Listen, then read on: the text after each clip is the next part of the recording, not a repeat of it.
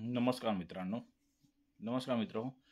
मी संजय गुरव. आज आपण यशवंतराव चव्हाण मुक्त विद्यापीठ एस-वाय-बी-एमधील मानसशास्त्र या विषयाचा पेपर 216 मी आणि माझे वर्तन या विषयातील पुस्तक 1 घटक 6 अध्ययन प्रकार या अध्ययनाचा किंवा या घटकाचा आपण आज सविस्तर चर्चा करणार आहोत. सविस्तर अभ्यास करणार आहोत. या अध्ययन प्रकारामधील ज्या संकल्पना आलेल्या आहेत त्या संकल्पनांचा आपण सविस्तरपणे साध्या सरळ सोप्या भाषेमध्ये आढावा घेणार आहोत, समजून घेणार आहोत. जेणेकरून ज्यावेळी तुम्ही पुस्तक वाचायला घ्याल त्यावेळी तुम्हाला ह्या लेक्चरचा चांगला फायदा होईल. त्यातील जटिल संकल्पना, शब्दरचना ह्या सोप्या भाषेतून समजून घेण्यास तुम्हाला मदत होईल. त्यापूर्वी जर तुम्ही आमचं चॅनल विद्या एज्युकेअर या चॅनलला जर अजून तुम्ही सबस्क्राईब केला नसेल तर तुम्ही आवर्जून सबस्क्राईब करा, लाईक करा, शेअर करा आणि बेल आयकन बटनला दाबा. जेणेकरून तुम्हाला नवीन नवीन येणारे व्हिडिओज यांचे नोटिफिकेशन येतील आणि तुमचे हे व्हिडिओज तुमच्यापर्यंत पोचतील. चला तर वेळ न घालवता आपण या घटकास सुरुवात करूया. पेपर 216 मी आणि माझे वर्तन या पुस्तकातील पुस्तक 1 घटक 6 अध्ययन प्रकार. ओके, यात काय काय दडलेलं आहे आज आपण पाहूया. अध्ययन प्रकारामध्ये काय काय आहे? अनुकरणाने शिकणे, प्रयत्नप्रमाद अध्ययन, याच्यामध्ये प्रयोग, प्रयत्नप्रमाद अध्ययनाची वैशिष्ट्ये आहेत, सज्जतेचा नियम आहे, नंतर मग अनुशीलनाचा नियम, लॉ ऑफ एक्सरसाइज, परिणाम नियम, मर्मदृष्टीने अध्ययन करणे, प्रयोग आहेत, नंतर मग मर्मदृष्टी अध्ययनाची वैशिष्ट्ये, अभिजात अभिसंधान, क्लासिकल कंडिशनिंग, इव्हान पावलोरचा प्रयोग आहे, अभिजात संधानातील प्रमुख संज्ञा, अभिसंधित उद्दीपक आणि अभिसंधित प्रतिक्रिया, अभिजात अभिसंधित वैशिष्ट्ये सांगा, अभिसंधित उद्दीपक व अभिसंधित उद्दीपक आणि CS समीपता. ओके, प्रस्थापित अभिसंधित प्रतिक्रियेचे विच्छेदन, विलोपन, उत्स्फूर्तपूर्ण निर्माण ही संकल्पना समजून घेऊया. सामान्यकरण, भेदबोधन ही संकल्पना समजून घ्यायचे. उच्च श्रेणी अभिसंधान म्हणजे काय ते समजून घ्यायचे. अकारण रूप अभिसंधान म्हणजे काय? अभिसंधान म्हणजे कंडिशनिंग. चला तर मित्रांनो, आपण या घटकातील ह्या सर्व गोष्टींचा आज आपण अभ्यास करूया. अनुकरणाने शिकणे, इमिटेशन लर्निंग. अनुकरणाने शिकणे म्हणजे कॉपी करून शिकणे. इतरांच्या कृती, बोलणे, वर्तन यांची नक्कल करून होणारे अध्ययन म्हणजे अनुकरणाने शिकणे म्हणजे आहे. सामान्यतः आपल्या घरामध्ये लहान मुलं मोठ्यांचे वागणूक शिकत असतात, मोठ्यांना बघून शिकत असतात, त्यांचं अनुकरण करत असतात. एखादा मिमिक्री आर्टिस्ट कलाकारांचे नक्कल करून तुम्हाला दाखवत असतो, तुमचं एंटरटेनमेंट करत असतो, मनोरंजन करत असतो. तर त्या गोष्टीला अनुकरणाने शिकणे असं म्हटलेलं आहे. माणूस वानरासारखा सोशल लर्निंग आहे. बालकं मोठ्यांचे निरीक्षण करून शिकतात. उदाहरण, लहान मुलं आईच्या बोलण्याची शैली, शिक्षकांचे उच्चार, वडिलांचे वर्तन अनुकरण करतात. मानसशास्त्रज्ञ आहे अल्बर्ट बँडुरा. सोशल लर्निंग थिअरी यांनीच दिली. बॉबी डॉल एक्सपेरिमेंट यांनी केलं होतं, एक प्रयोग केला होता. मुलांनी प्रौढ व्यक्ती बाहुलीवर मारहाण करताना पाहिलं आणि त्यांनी तेच आक्रमक वर्तन नक्कल करून दाखवलं. मग एक बॉबी डॉल एक्सपेरिमेंटमध्ये प्रौढ व्यक्तींनी बाहुलीवर मारहाण करण्याची क्रिया केली आणि ती क्रिया पाहताना लहान मुलांनी पाहिली आणि त्यांचंही वर्तन तसंच आक्रमक झालं. त्यांनीही तसंच आक्रमक वर्तन नक्कल करून दाखवलं. पुढचं आहे प्रयत्नप्रमाद अध्ययन, ट्रायल अँड एरर लर्निंग. चुकीचे प्रयत्न करत योग्य प्रतिसाद गाठणे. म्हणजे आपण चुका करत शिकतो. चुका करतो, त्या चुकांमधून शिकतो, परत प्रयत्न करतो, परत चुका होतात आपल्याकडून, परत त्या चुकांमध्ये शिकतो, परत प्रयत्न करतो. तर ही क्रिया सतत चालू असते जोपर्यंत आपण ती गोष्ट साध्य करत नाहीत, ती गोष्ट व्यवस्थितपणे शिकत नाही, तोपर्यंत ह्या चुका करून शिकण्याची क्रिया वारंवार चालू राहते. त्या चुकांमधून आपण शिकत जाणं, प्रयत्न करणं आणि गोष्ट साध्य करून घेणं.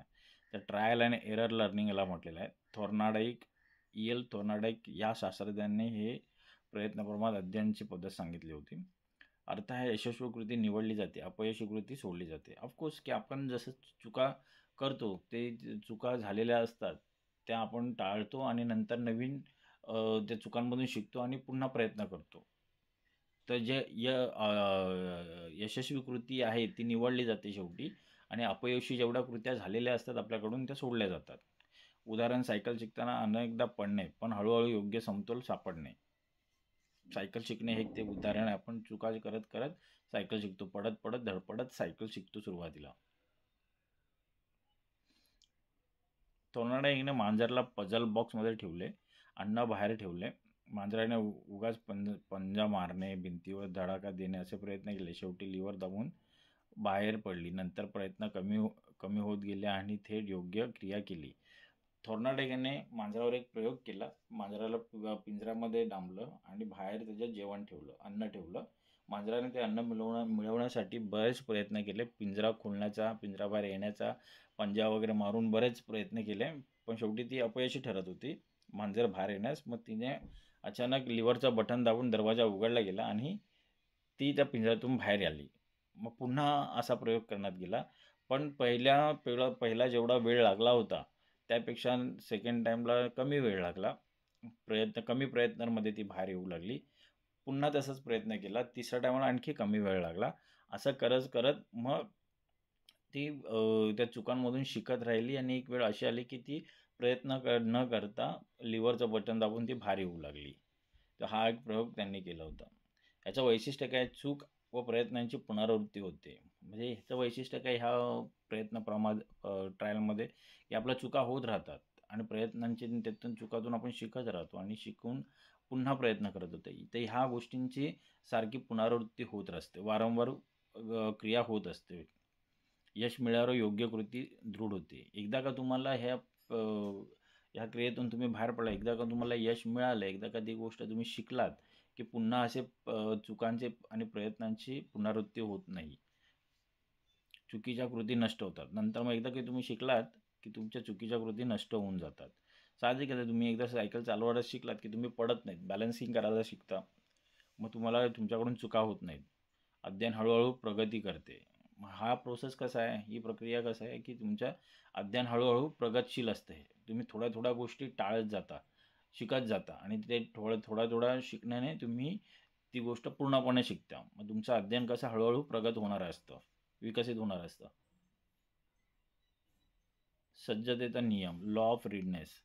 शिकणारा शारीरिक, मानसिक, भावनिकदृष्ट्या तयार असेल तर अध्ययन यशस्वी होते.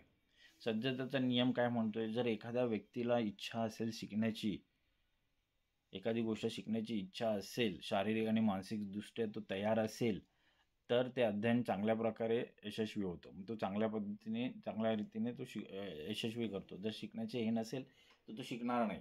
भूक लागलेली व्यक्ती पटकन अन्न बनवणं शिकते. साहजिकच आहे, तुम्ही असा प्रयोग केला तर तुम्हाला जर जोरदार भूक लागली असेल तर तुम्ही लगेच अन्न बनवणं शिकता. भले ते मॅगी बनवणे का असू नये, पण ते तुम्ही मॅगी बनवायलाही शिकता. आपलं भूक मिटवण्यासाठी अन्न बनवणारा माणूस शिकतो.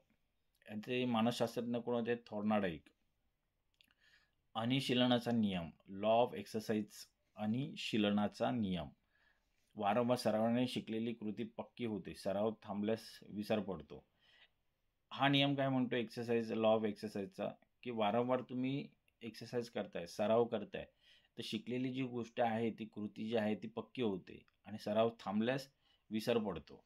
म्हणजे एखादी गोष्ट आपण शिकत असताना ती पक्की झाली, की आपण नंतरचा सराव थांबवला, की ती परत विसर पडण्याची शक्यता असते. म्हणून त्यानंतरही तुम्ही कंटिन्यू प्रॅक्टिस किंवा त्यावरती काम चालू ठेवणं गरजेचं आहे. उदाहरणार्थ गाणं, नृत्य, गणिताचे उदाहरणे सतत सरावानेच जमतात. परिणाम नियम, लॉ ऑफ इफेक्ट. व्याख्या, सुखद परिणाम असलेली कृती पुन्हा केली जाते. अप्रिय परिणाम असलेली कृती थांबते. योग्य उत्तर दिल्यावर कौतुक झालं तर विद्यार्थी पुढे अधिक लक्ष देतो. आता परिणाम नियम, लॉ ऑफ इफेक्ट काय म्हणतो, की एखादी गोष्ट करताना जर त्याच्यात आपल्याला प्रोत्साहन मिळालं, सुखद समाधान मिळालं, ओके, सुखद परिणाम मिळाला, आनंद मिळाला, तर ती आपण गोष्ट आवडीने करतो. आणि जर त्यातून जर आपल्याला आनंद मिळाला नाही किंवा आपल्या अप्रिय गोष्ट त्यातून मिळाली, तर आपण नावडती गोष्टी जर मिळू लागली त्यातून, तर आपण ती गोष्ट कृती करणं थांबवतो. साहजिकच तुम्ही अभ्यास केल्यानंतर जर शिक्षकांकडून, पालकांकडून जर आपल्याला कौतुक मिळालं, प्रोत्साहन मिळालं, बक्षीस मिळालं, तर विद्यार्थी, मुलं अधिक जोमाने अभ्यास करू लागतात. अधिक शिकण्यावरती भर देतात. ते जर त्यांना प्रोत्साहन मिळालं नाही, त्यांना डिमोटिवेशन मिळालं, त्यांना बक्षीस मिळालं नाही, तर त्यांच्यामधले त्या जो अभ्यासाचा रस असतो तो कमी होऊ लागतो. म्हणून परिणाम आहे. हे परिणामाचा नियम सांगितलेला आहे. परिणाम कसं काम करतं, एखाद्या गोष्टीवर चांगली गोष्ट होत असेल तर अधिक रस येतो. जर त्या विपरीत गोष्टी होत असेल तर आपला इंटरेस्ट त्यातून निघत जातो. मर्मदृष्टीने अध्ययन, इनसाइट लर्निंग. वुल्फ गँग कोल्लर या शास्त्रज्ञांनी मर्मदृष्टीचा अध्ययनाचा नियम दिला आहे. परिस्थितीचे संपूर्ण आकलन होऊन अचानक उत्तर सापडणे, आहा अनुभव, आहा मोमेंट. कोल्लरने माकड सुलतानवर प्रयोग केला. दूर ठेवलेले केळे मिळवण्यासाठी त्याने काट्या जोडून साधन बनवलं आणि अचानक समाधान मिळालं. ह्या नियम काय सांगतो, की तुम्ही बरेच प्रयत्न करता, एखादं समस्या सोडवण्यासाठी बरेच विचार करता, प्रयत्नांची पराकाष्ठा करता आणि तुम्हाला ते उत्तर सापडत नाही. मग अचानक असं तुम्ही विचार थांबवल्यात, ते आहे तुमच्या सबकॉन्शियस माइंडमध्ये विचार चालू असतात. तुम्ही जेवढे विचार केलेले आहेत, प्रयत्न केलेले आहेत, त्या प्रयत्नांमुळे तुम्हाला अचानक असा उपाय सुचतो, समस्या सोडवण्याचा उपाय सुचतो, तुम्हाला उत्तर सापडतं, मार्ग सापडतो. ती जी क्रिया होते त्या ज्या मोमेंटला, त्या ज्या क्षणाला म्हटलेलं आहे आहा अनुभव करून. त्या त्या त्या उत्तर सापडण्या प्रक्रियेला, त्या क्षणाला मर्मदृष्टीने अध्ययन असं म्हटलेलं आहे. ओके, म्हणजे हे याने एक प्रयोग केला होता. माकडाला उपाशी पिंजऱ्यात डांबलं होतं आणि वरती उंचावरती केळे लटकवले होते आणि 2 काट्या त्यांच्या हातात दिल्या होत्या माकडाच्या. आणि माकडाला ते म्हणजे असं चढण्यासारखं नव्हतं बॉक्स, म्हणून माकड काय वरती चढू शकत नव्हतं, फक्त काट्यांनीच त्याला ते पाडायचं होतं. मग तो अनेक प्रयत्न करतो, पण काय त्याला जमत नाही केळी खाली पाडणं. मग असाच तो हताश होऊन बसतो आणि अचानक त्याला की 2 काट्या एकत्र जातात, टाकतो त्याच्याकडून, ते होतं ती गोष्ट. त्याला जाणीव पण नसते की 2 काट्या जॉईंट होऊ शकतात. पण तो असा करता करता, त्याला प्रयत्न करता करता त्याला ती काठी एखाद्या जॉईंट होते हे त्याला दिसतं. आणि काठी लांब झाल्यावर त्याच्या निदर्शनात येतं की काठी लांब झाली आणि ह्या काठीचा उपयोग करून आपण केळी पाडू शकतो. आणि हे जे अचानकपणे त्याला जे उत्तर सापडलं, त्या गोष्टीला मर्मदृष्टीने अध्ययन असं म्हटलेलं आहे.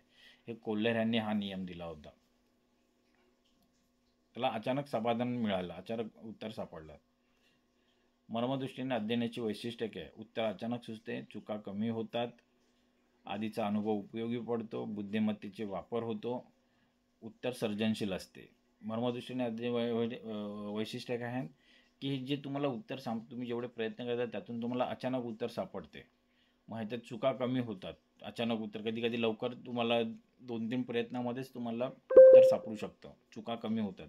आधीचा अनुभव आपल्याला तिथे उपयोगी पडतो, बुद्धिमत्तेचा वापर होतो, आपण हताश होतो आणि आपल्याकडे जे साधनं आहेत त्यांच्यावर आपण लक्ष केंद्रित करतो आणि त्यांचा वापर कसा होईल इकडे आपलं लक्ष जातं. मग बुद्धिमत्तेचा वापर होतो, म्हणजे तुमचं उत्तर कसं सर्जनशील असतं. अभिजात अभिसंधान, क्लासिकल कंडिशनिंग. इवान पावलो याने हा नियम दिला होता, अभिजात संधान, क्लासिकल कंडिशनिंग. म्हणजे काय, नैसर्गिक उद्दीपक व कृत्रिम उद्दीपक एकत्र दिल्यास उत्तर कृत्रिम उद्दीपानेही समान प्रतिक्रिया निर्माण होते. नैसर्गिक उद्दीपक आणि कृत्रिम उद्दीपक. नैसर्गिक नॅचरल उद्दीपक स्टिम्युलस आणि आर्टिफिशियल स्टिम्युलस एकत्र दिल्यास, दोन्ही गोष्टी एकत्रित दिल्यास, त्यानंतर फक्त आर्टिफिशियल म्हणजे कृत्रिम उद्दीपकानेही समान प्रतिक्रिया निर्माण होते. म्हणजे आपण नंतरच्या वेळी आपण नैसर्गिक उद्दीपक न दाखवता फक्त कृत्रिम उद्दीपक तरी दाखवलं तरी पण आपल्याला त्याच्यावरती प्रतिक्रिया निर्माण झालेले दिसून येते. ह्याच्यावर एक प्रयोग केला होता. अन्न दिल्यावर कुत्र्याला लाल येते, लाल सुटते. अन्नासोबत घंटी वाजवली, नंतर मग फक्त घंटी वाजवली तरी लाल सुटली. US म्हणजे काय, अनकंडिशनल स्टिम्युलस. नैसर्गिक उद्दीपक म्हणजे काय, अनकंडिशनल स्टिम्युलस. आणि कंडिशनल स्टिम्युलस म्हणजे उद्दीपक आर्टिफिशियल उद्दीपक, कृत्रिम उद्दीपक. आता यांनी प्रयोग काय केला होता, कुत्र्याला पिंजऱ्यात डांबलं होतं आणि पिंजऱ्याबाहेर त्याला अन्न देण्यात आलं. त्या अन्न पाहून त्याच्या तोंडात लाल सुटू लागली आणि नंतरच्या घटकात त्यांनी अन्नासोबत घंटीही वाजवली. तर दोन्ही गोष्टींना पाहून त्याच्या तोंडात लाल सुटू लागली. असे त्यांनी प्रयोग चालू ठेवला. नंतर त्यांनी फक्त घंटी वाजवली. त्यानंतरही घंटी एक आहे कृत्रिम उद्दीपक आहे आणि अन्न काय आहे, नैसर्गिक उद्दीपक आहे. अन्न काय आहे, नैसर्गिक उद्दीपक, अनकंडिशनल स्टिम्युलेशन्स आहे. आणि घंटी वाजवणे काय आहे, कृत्रिम म्हणजे कंडिशनल स्टिम्युलस आहे. ओके.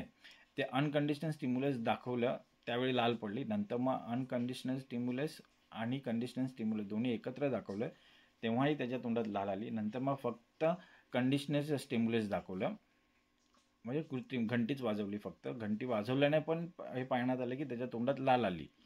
आणि नंतर मग कंडिशनल रिस्पॉन्स, घंटीला लाल सुटणे म्हणजे घंटीवर पण लाल सुटलेले त्यांनी पाहिले.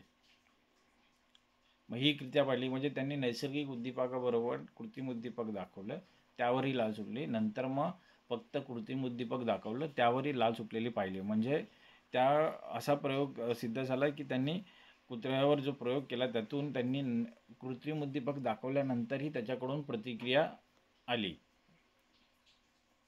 कंडिशनल रिस्पॉन्स आला. घंटीवर लाल सुटणे ही अभिसंधित प्रतिक्रिया त्यांनी पाहिली. अभिसंधानातील वैशिष्ट्य काय, समीपता, कॉन्टिग्युटी, CS व जवळजवळ दिले गेले पाहिजेत. याची वैशिष्ट्य काय की दोन्ही गोष्टी नैसर्गिक आणि कृत्रिम उद्दीपक दोन्ही एकत्र दिले पाहिजेत. ओके. कंडिशनल आणि अनकंडिशनल स्टिम्युलस दोन्ही एकत्र दिले. याची पुनरावृत्ती वारंवार जोडल्यास संबंध मजबूत होतो. दोन्ही गोष्टी सारख्या दिल्यानंतर म्हणजे समोरच्याला त्याची पुनरावृत्ती केल्यास जोडल्यास संबंध जो आहे दोघांमध्ये मजबूत होतो. तीव्रता, जोरदार उद्दीपक परिणामकारक ठरतो. जो जोरदार उद्दीपक आहे तो परिणामकारक ठरतो. सामान्यकरण, जनरलायझेशन, समान संकेतावरही प्रतिक्रिया येते. म्हणजे समान संकेत असतील ना, तसं अन्न एक संकेत आहे आणि त्याच्याबरोबर घंटी वाजवणे ही संकेत आहे. म्हणजे दोन्ही गोष्टीवरती समान प्रतिक्रिया पाहण्यात आलेली आहे. भेदबोधन, डिस्क्रिमिनेशन, विशिष्ट संकेतावरच प्रतिक्रिया येते. जर विशिष्ट संकेत असेल त्याच्यावरच प्रतिक्रिया येणं म्हणजे ही त्याची वैशिष्ट्य आहेत अभिसंधानाची. अनअभिसंधित उद्दीपक, अनकंडिशनल स्टिम्युलस आणि अभिसंधित उद्दीपक, कंडिशनल स्टिम्युलस यांची समीपता. जर घंटी आणि अन्न एकत्र जवळ दाखवलं तरच अभिसंधान पक्क होतं. उशीर किंवा जास्त अंतर राहिल्यास परिणाम होत नाही. जर दोन्ही गोष्टी आपण एकत्र दाखवल्या तरच कुत्र्यावर प्रभाव झालेला पाहिला, कुत्र्याने तोंडात लाल आलेली पाहिली. पण दोन्ही गोष्टी वेगवेगळ्या करून दाखवल्यास त्याचा परिणाम झालेला दिसून आला नाही, जास्त होत नाही. उशिरा किंवा जास्त अंतर राहिल्यास परिणाम होत नाही. विच्छेदन, एक्सटिंक्शन, फक्त CS वारंवार दिलं पण US म्हणजे कंडिशनल स्टिम्युलस दिलं, कृत्रिम उद्दीपक दिलं पण नॅचरल उद्दीपक दिलं नाही, नैसर्गिक उद्दीपक दिलं नाही, तर CR कंडिशनल रिस्पॉन्स हळूहळू नाहीसं होतं. तुम्ही फक्त घंटीच वाजवताय आणि अन्न देतच नाही आहेत, तर त्याचा जो रिस्पॉन्स आहे, लाल सुटण्याचा रिस्पॉन्स आहे, तो हळूहळू नाहीसा झालेला आपल्याला दिसून येतो. उत्स्फूर्त पुनर्निर्माण, स्पॉन्टिनियस रिकव्हरी. काही दिवसांनी पुन्हा CS दिल्यास थोड्या प्रमाणात CR परत दिसते. म्हणजे काही दिवसांनी पुन्हा तुम्ही कृत्रिम आर्टिफिशियल स्टिम्युलेशन म्हणजे कृत्रिम कंडिशनल स्टिम्युलेशन दिल्यास ओके थोड्या प्रमाणात CR परत दिसते. मग त्याचा कंडिशनल रिस्पॉन्स जो आहे तो पुन्हा आपल्याला थोडा प्रमाण मिळालेला दिसून येतो. सामान्यकरण व भेदबोधन. सामान्यकरण: घंटेऐवजी ट्युनिंग फोक वाजवला तरी लाळ सुटते. त्या प्रयोगामध्ये तुम्ही घंटेऐवजी ट्युनिंग फोक जरी वापरलात तरी पण कुत्र्याच्या तोंडात लाळ आलेलं तुम्हाला दिसेल. भेदबोधन: कुत्रा फक्त विशिष्ट घंटीवरच लाळ सोडतो. भेदबोधन काय आहे की कुत्रा फक्त, सामान्यकरण काय की त्याऐवजी दुसरं जरी वापरलं तरी पण तुम्हाला लाळ सुटलेली दिसेल. आणि भेदबोधन काय, कुत्रा फक्त विशिष्ट घंटीवरच लाळ सोडतो. उच्च श्रेणी अभिसंधान, हायर ऑर्डर कंडिशनिंग. आधीच तयार केलेला CS बरोबर नवीन CS जोडणे. उदा घंटी CS म्हणजे काय आहे, कंडिशनर स्टिम्युलस, कृत्रिम उद्दीपक. घंटीने लाल सुटते. आता घंटीबरोबर दिवा दाखवला, नंतर दिवा पाहूनही लाल सुटते. आता तुम्ही चेंज केलात, घंटेऐवजी दिवा दाखवलात आणि दिवा आणि अन्न एकत्र नेलं, तर नंतर तुम्ही दिवा जरी दाखवलात तरी त्याचं दिवा पाहून लाल सुटलेली पाहण्यात आलेली आहे. अकरण रूप अभिसंधान. अकरण रूप अभिसंधान, ऑपेरंट कंडिशनिंग. BF स्किनर यांनी हा नियम दिलेला आहे. ओके. अकरण रूप अभिसंधानाचा व्याख्या काय, वर्तनाला मिळालेल्या परिणामानुसार ते वर्तन बळकट किंवा नष्ट होते. वर्तनाला मिळालेल्या परिणामानुसार ते वर्तन बळकट किंवा नष्ट होते. त्या वर्तनाला जे परिणाम मिळालेला जे परिणाम आहे त्यानुसार त्याचे वर्तन जे बळकट होते किंवा नष्ट होते. Skinner box. उंदीर लिव्हर दाबल्यावर अन्न मिळते. कृतीची पुनरावृत्ती झाली. आणि उंदराचा एक प्रयोग केला होता, त्यालाही तसंच डांबलं होतं आणि त्याने बरेच प्रयत्न करून लिव्हर दाबल्यानंतर अन्न मिळाले आणि ती कृतीची पुनरावृत्ती झालेली पाहण्यात आली. Positive reinforcement. बक्षीस दिल्यास वर्तन वाढते. साहजिकच आहे की पॉझिटिव्ह जर तुम्ही एखाद्या मुलाला जर बक्षीस देताय, अभ्यासासाठी आमिष दाखवताय, चॉकलेट देताय, तर त्याच्या वर्तनात चांगलं वर्तन झालेलं त्याच्यामध्ये दिसून येईल. अप्रिय गोष्ट दूर झाली तरी वर्तन वाढतं. Negative reinforcement. अप्रिय गोष्ट जर दूर झाली तरी वर्तन वाढलेलं पाहण्यात येतं. जर एखाद्या व्यक्तीपासून, एखाद्या मुलापासून जर अप्रिय गोष्ट त्याच्यातून काढून घेतली, तर म्हणजे शिक्षा काढून घेतली, तर त्याच्यात वर्तन अप्रिय, शिक्षा मिळणं हे अप्रिय आहे. तर ती अप्रिय गोष्ट काढून घेतल्यास त्याच्या वर्तनात वाढलेली दिसेल, बदल झालेला तुम्हाला दिसेल.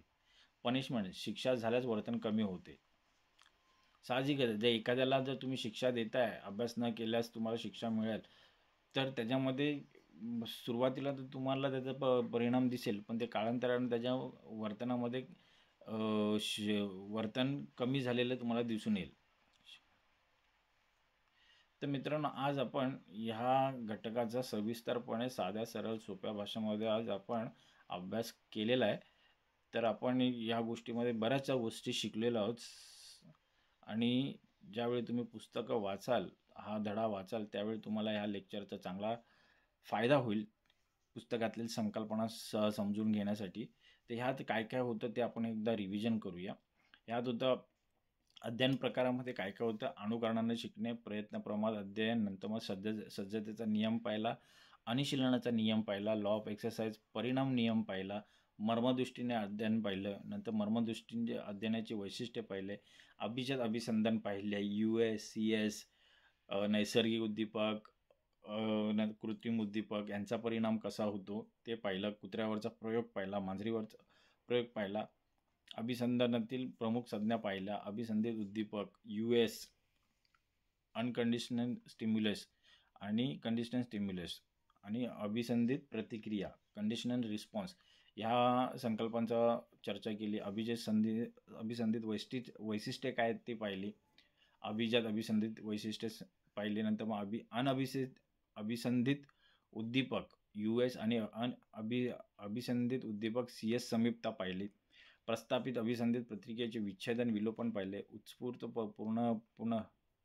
पुनर्निर्माण पाहिले, सामान्यकरण, भेदबोधन पाहिलं, उच्च श्रेणी अभिसंधान पाहिले, अकरणरूप अभिसंधान पाहिले. तर आज आपला हा घटक संपलेला आहे.